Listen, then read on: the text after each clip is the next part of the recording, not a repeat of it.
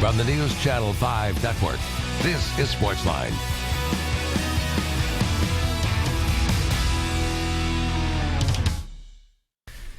Hey there, SportsLine on your television. Steve Lehman here with you. Glad you are here with us on this Tuesday night on News Channel 5 Plus. Chance to talk what's going on in the world of sports. It's a Titans bye week, so we can take this in a lot of different directions tonight. And your opportunity to join us, as always, is on the phone, 737-7767, if you want to call up and be heard with your comments or your questions, whatever you would like. There are lots of things going on out there. The Titans, of course, 2-6, sitting at their bye. Give me a grade for Ken Whisenhunt right now. I think a lot of people knew that it wasn't going to be easy as he stepped into this situation this year. Give me a grade for the job Ken Whisenhunt has done 8 weeks in. Did you expect it to be rough? Did you expect it to be a difficult job early? Or is this vastly underperformed what your expectations were? Give me a grade for Ken Whisenhunt. Also, tonight, if you want, give me what you want to see in the second half of the season. Why we should be tuned in to think that this might be able to get turned around. Why we should be tuned in because we're going to see something in the second half of the season that lets us know what we're going to see in the future with the Titans. Or perhaps you're one of those people that thinks that the season is over and there's no point moving forward. Give me your thoughts on that. I'd love to hear them tonight, 737-7767. We can also talk college football. The first college football playoff ranking came out tonight, dominated by SEC teams. Mississippi State is one, then Florida State, but then comes Auburn and Ole Miss. Those two meet this weekend in somewhat of an elimination game, at least for Week 10. But 3 of the first 4 teams in the college football playoff ranking are from the SEC, including the number 1 team in Mississippi State. How do you think the committee did with 9 weeks to evaluate? Oregon just on the outside, Alabama the 6th team there. A lot of other teams around the country, Baylor, TCU, Michigan State, maybe Ohio State, Georgia perhaps. A lot of other teams around the country wondering, hey, where's our shot here? Why are we not represented so far? What did you think about what you saw from the committee so far tonight? And then more locally within the SEC, Tennessee heads to South Carolina this weekend. It's been a rough go of it lately for the Vols. And now they go to this stretch, final 4 games of the season, where they've got South Carolina, they've got Missouri, they've got Kentucky, they've got Vanderbilt. They got to win 3 of those games to get bowl eligible in Butch Jones' second season. Everybody's been so excited about the message, brick by brick, the recruiting. They were excited for a while by the product on the field, and last year they had the upset over South Carolina. It seemed like they were moving in the right direction, but the last few weeks, to a lot of people, has been a step back. Do you think South Carolina, this opportunity, much like last year, do you think this is the game where maybe they rise up and beat one of those teams that they aren't expected to? Do you think in this 4-game stretch they can turn it around and make this a successful season by getting to a bowl game in year 2 for Butch Jones? Or perhaps you're disappointed in what you've seen in the second season under Butch Jones. And then for Vanderbilt, they get set for Old Dominion this weekend. And once again, you're talking about the quarterback situation there, because today Derek Mason announced that Johnny McCrary would be the starter against Old Dominion. But really, that Pat Robinette remains the overall starter, or the number 1 quarterback on the team for this team. And he might be able to go this week. He's cleared to play. He just has to sort of work himself back into shape, and that he could play too this weekend. What do you want to see from the Vanderbilt quarterbacks? Who do you want to see as Vanderbilt's quarterback at this point? And while there have been a lot of frustration about the way this season has gone for Vanderbilt, are you seeing any progress? Do you see hope moving down the stretch of this season, or perhaps looking ahead to next year when you look at Vanderbilt? We can also talk the Predators tonight. They get set for their season-long 6-game, 12-day road trip. That starts tomorrow night at Edmonton. They made some moves today, by the way. Victor Stahlberg sent down to Milwaukee for a little while. He's been battling injuries. They want to get him right before they put him on an every night line in the NHL. They waived Rich Kloon with the hope of re-signing him and sending him to Milwaukee, a guy that they would like around. He's a good character guy. He's certainly an enforcer type for your team, but at the moment has seemed to be squeezed out of the front lines for Peter Laviolette's team. And they make both of those moves in part because Matt Cullen's now healthy, and they activated him today to get him back on the line as they head out on this road trip. So that's a positive sign for a Preds team that's off to a really good start. And now we find out how good they are as they head on this road trip, if they can continue this success away from home over an extended period of time. And, of course, the World Series going on tonight, too. The Royals have already chased Jake Peavy in the second inning.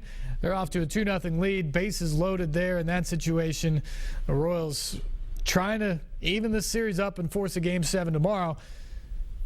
And I'm curious because the ratings say that Nashville hasn't watched the World Series. A couple of the lowest ratings of all time for the World Series have happened during this World Series. Why is that? Why has this series not caught your eye? Or maybe it has. Your thoughts on that as well. Love to hear them tonight. 737-7767 is the number. And we begin tonight with William. William, good evening. You're on SportsLine. Hey, how you doing, man? Doing well. Great, man. I heard you talking about the Titans coach. And talking about what grade would we give him? Yep. I would give him a C. Okay, and why is that? Well, because it's his first year, and he's got a young team, and he's kind of like trying to rebuild things. So yeah, I give him a C because we're close to the middle of the season, and I know we haven't won too much, but I do see some promise in the team. I think they can possibly turn it around after the bye week. So are wins the only thing, William, that are going to make that grade go up for you? Or is there something else that you could see in the second half of the season that makes you think like, okay, the Titans are headed in the right direction? I think that the quarterback situation would have to improve. And, like Metzberger, he'd have to get more experience playing. I thought Whitehurst was a little bit more experienced. Sure. I think Jake Locker, after this bye week, will be a lot more healthier, and I think we definitely can win with him. I want to see the defense blitz more, personally. Because I'm an ex-defensive guy, so I would really love to see the defense do more to pressure the quarterbacks. Yeah, William, I appreciate the call. I think that's something that all Titans fans would like to see. And I think Ray Horton, actually, to give him some credit, I think in recent weeks he's done a good job of dialing up the pressures. We just saw a moment ago a sack from Damian Stafford. Michael Griffin's been excellent rushing the passer this year. Those are a couple safeties there. We've seen Marquestin Huff, Cody Sensabaugh record sacks so far this season. So I think they've done a good job of bringing pressures from interesting spots.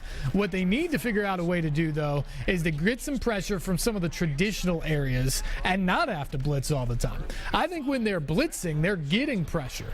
But what they need to do is find a way to drop guys in coverage and still get pressure from the front three or maybe those outside linebackers that I think, frankly, to this point of the season, I think you have to look at guys like Derek Morgan and Cam Wembley, Sean Phillips, those guys. I think you have to believe that those guys have underperformed when it comes to pass rushing.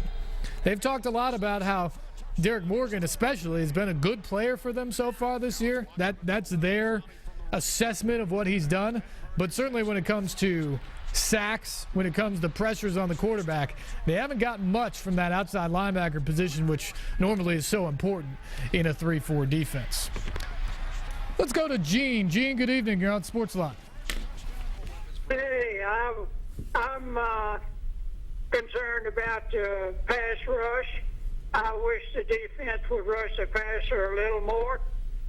And as far as Whisenhunt, grading him, I wouldn't attempt to grade him. I think he's doing good with